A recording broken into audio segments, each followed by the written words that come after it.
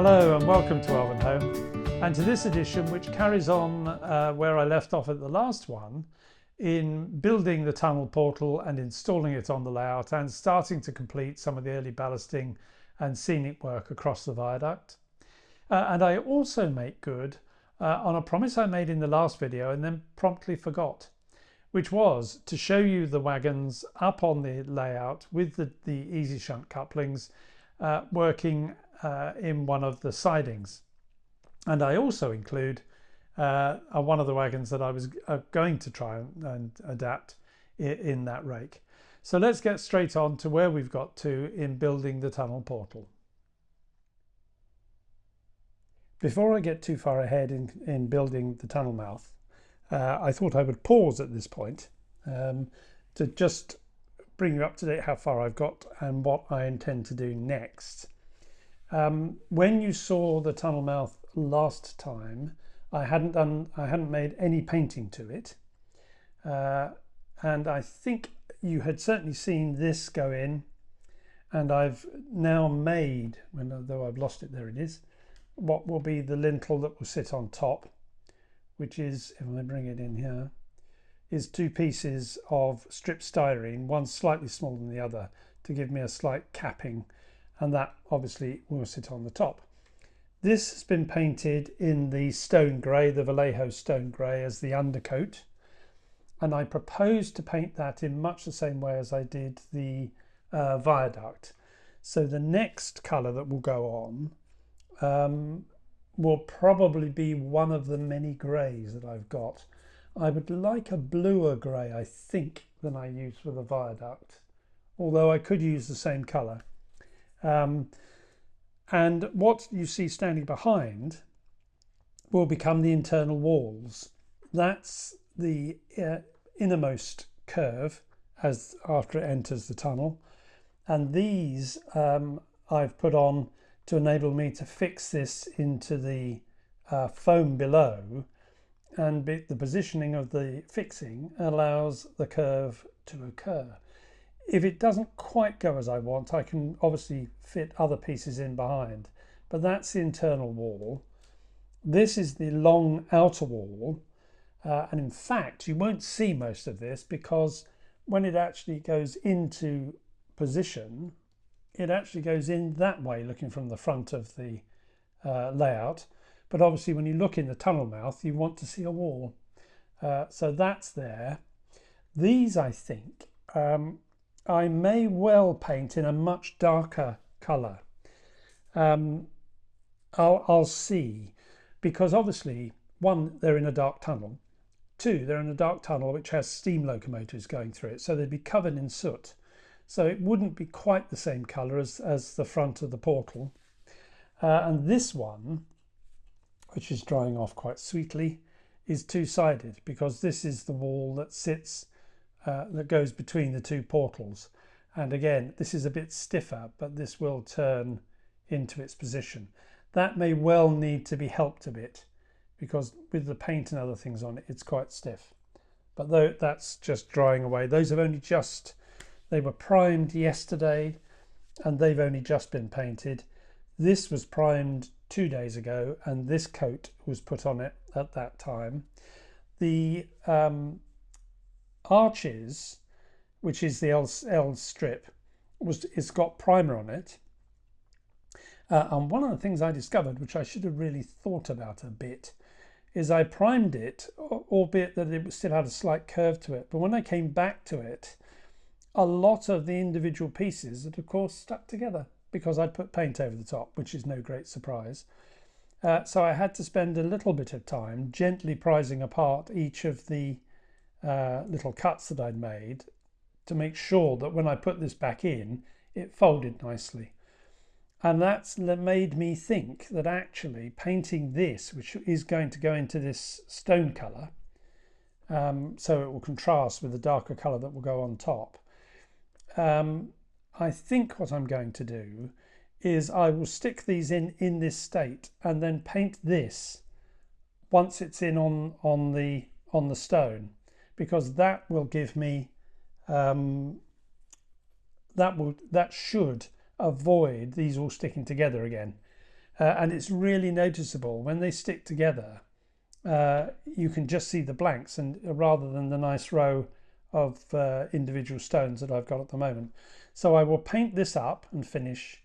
I will then fit these, and then what I'm going to do is put some mascol around the very edge so that I don't get my brush going over the end. And I won't quite be painting each one of these bricks individually, but not far off. But I don't want to end up with stone splodges all over the place. So we'll see how that comes out when I've got it done. So the next thing for me to get on and do is to paint this up. And then I think we will fit the coins can be painted off. That's not a problem. And the coins arrived. There you see them waiting to be fitted on. They've more or less been painted. They will go on these two edges, and that should be okay for that. So I'll come back once I've finished painting the outer wall, and as I said, it's exactly the same process I'm going to go through as I did with the viaduct. So if you go back to I'll put a link to the video in which I painted the viaduct, so you can see how I did it. And then we'll see what this looks like once I've got this painted up and these fitted in and painted as well. As you can probably guess, I'm just starting the task of ballasting the section from the junction that's just behind where the camera is, that takes you into the depot, round and where it will end, which will be here. That's where the ballast is going to end, because you won't be able to see much beyond there, so I think that'll be fine to finish it there. But one of the things that's just struck me is I can't do this ballasting unless I put the tunnel mouth in place, and I hadn't yet recorded where I'd got to with the tunnel mouth and the portals. So before I get too far and have to stick the tunnel mouth in place without recording, I thought I would do the recording. So here's the moment of reveal for the mouth of the tunnel. Let's get into focus. That, as I said in the last section about this is still the foam board, which I painted black on the back, so just in case if it was white it might reflect, and I didn't want it to do that. So I did paint this, first of all, the stone. I think I'd painted it stone in the last section. And then on top of that, I mixed up a dark grey and a dark blue colour to give me the bluey colour that I wanted. I don't know if you can get an idea of that's a bluey grey. So painted that over the top and then used the paper technique to get a mottled effect. I then, that gave me enough. I didn't want to do any more from that. On top of that, I then put these in and painted them in situ. In fact, I didn't need to use the mascol. I found I could do the painting perfectly well without the mascol. And that they were very bright, and put the coins on as well. And then went over it with various weathering powders to darken it down. Light earth first of all over the whole thing, and then a very heavy dosing of soot. And I've added particular amounts of soot across the top of the arches where you would expect from the train entering or exiting the tunnel there. And overall that gives me a quite nicely weather-beaten view, and that will shortly be fixed into position here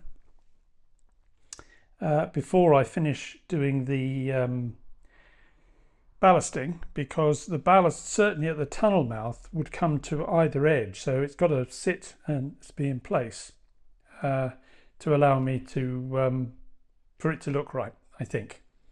And also, I don't want to stick ballast down where I've then got to take it out in order to fit the tunnel mouth. So I'll be fitting that on shortly and then completing the ballasting work. And I think what I'll do is I'll come back once all the ballast is dried. So that's going to be a day or so away by the time I finish putting all this on. and then talk about what the next stage is for the scenery in this section. In the last video, I promised when I was doing the conversions of the wagons that we could go up onto the layout and you could see them in operation up on the layout. Unfortunately, I completely forgot to do that. So I'm doing it now, just 2 weeks later.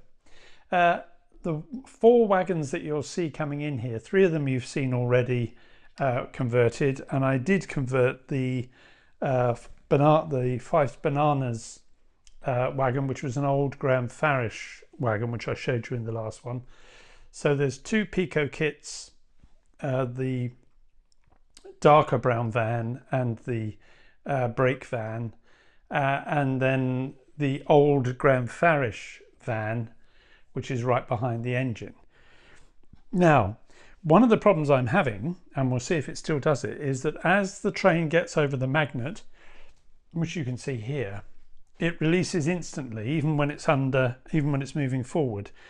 Now, before I start adjusting the couplings too much, for those of you who've used the easi-shunts, I'd welcome any advice you have about how you adjust the couplings, or if you've had this problem, how you've adjusted the couplings so that they only release when you stop over the magnet. Because otherwise, I could have problems with trains just leaving their loads behind. But let's have a go. Let's see if we can get this to stop, release and move on. It won't, of course, but we'll try.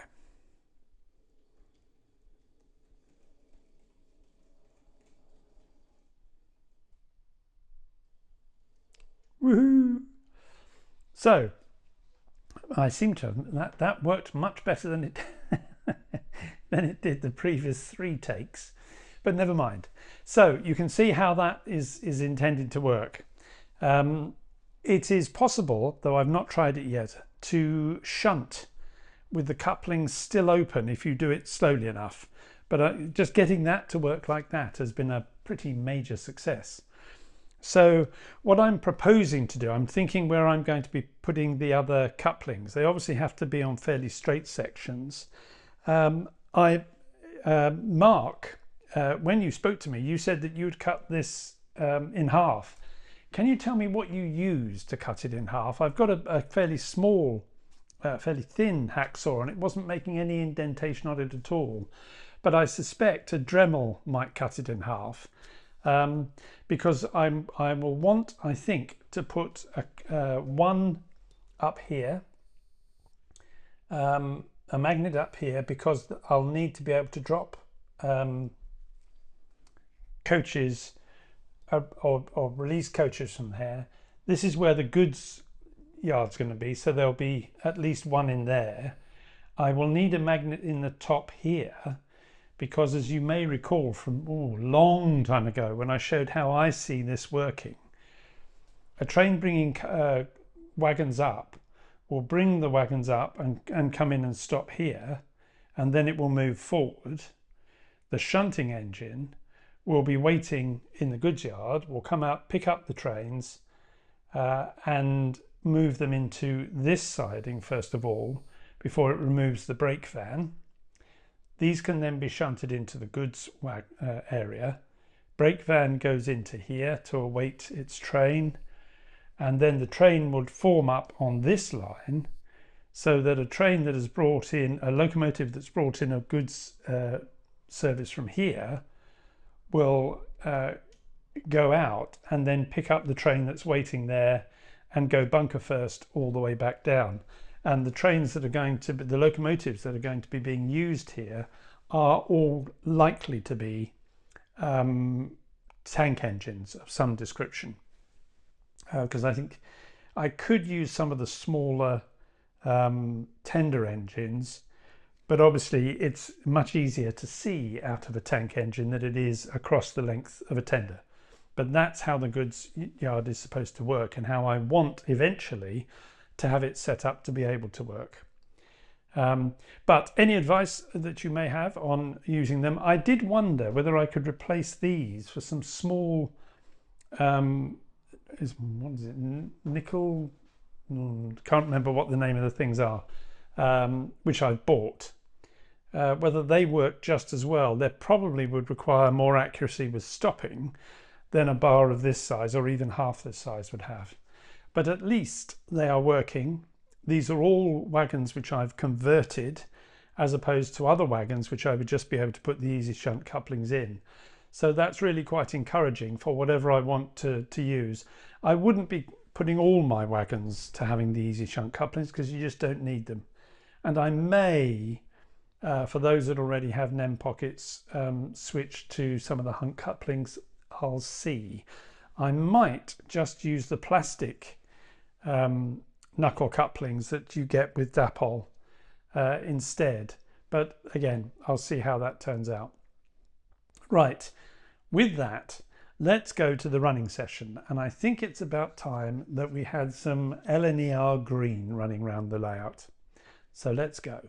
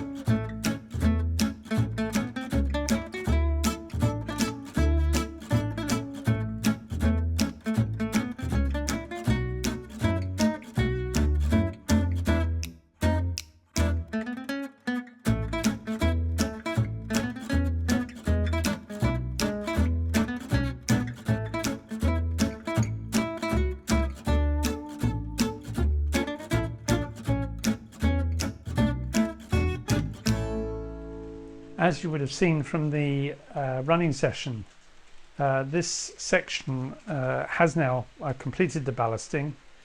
I put some patchy grass on and was intending to put various bits of underbrush through it, only to discover that my underbrush collection consisted of a few bits of only one colour. So there is underbrush winging its way to me as I speak, but not in time to complete the work here. What I've done so far is to ballast all the way around and into the tunnel, as far as I said I would, as far as here, and I'm going to leave it then until I do the other scenic work, which is really going to be, I'm not sure when I'll do that, because I've got to really sort this out so this can go into position, and then I can fit in all the bits that are going to go in here and which bits are going to be removable. Probably just a section here to allow me to get to all the wiring, and I've already checked that so long as I take a section here, I can move my hand underneath there to get any locomotives that may be playing silly devils over the back. But the basic idea, of course, is that originally all of this was a hill, and once the mining started, it sort of cut out the bit here and they started work on taking away this part before they went bust. So I think the hillside here is going to drop down a bit, and I have taken out some of the foam because it was actually projecting too far forward, and trying to get over the edge of the foam was causing me to come out too close to the side of the lock. So that way the hillside can drop down better, I think, here. I may cut away some of this, I'll see, because I think the hillside sort of gently falls down to the top here and may extend a bit forward of there. So again, some of this may come out, but it's like a spur that's been left from where they were doing the cutting. And then I'll have to think what I'm going to do over the other side when I get to there. But on the lower level, the only bit of ballasting that needs to be done is from this point here to about here. So that's not going to take me very long at all. I nearly biffed the engine. Must remember there's trains running. And then I am going to, I've got to work out this. When I did it before, the track went in sort of fairly permanently, but I need to think about being able to lift that off. And I'll see if I do that the same way. And the bridge has got to go in, and I've got to find some kind of support for the bridge. So I've got a bit of thinking to do for that end of the layout. But generally, I'm quite pleased. It's interesting. This was roughly the position, if you go back to very early videos, of the Metcalfe tunnel entrance that I built whilst I was waiting for these baseboards to arrive. I think this is going to look rather good once I've got this fitted in and it gently sloping up to there. I'm really quite pleased how all that's gone in, and it's nice now that the viaduct now is no longer bare. So that's I've got to do something about darkening down this ballast though. It's exactly the same ballast. If I move you to the point where the two join, see if it's showing up on the screen. It's exactly the same ballast as earlier on. Oh, maybe it's not showing so different. Maybe it's just that it's newer. But it's come up a bit lighter than when I used it earlier up the line. Whether I'll just go over it lightly with some weathering powders to take it down.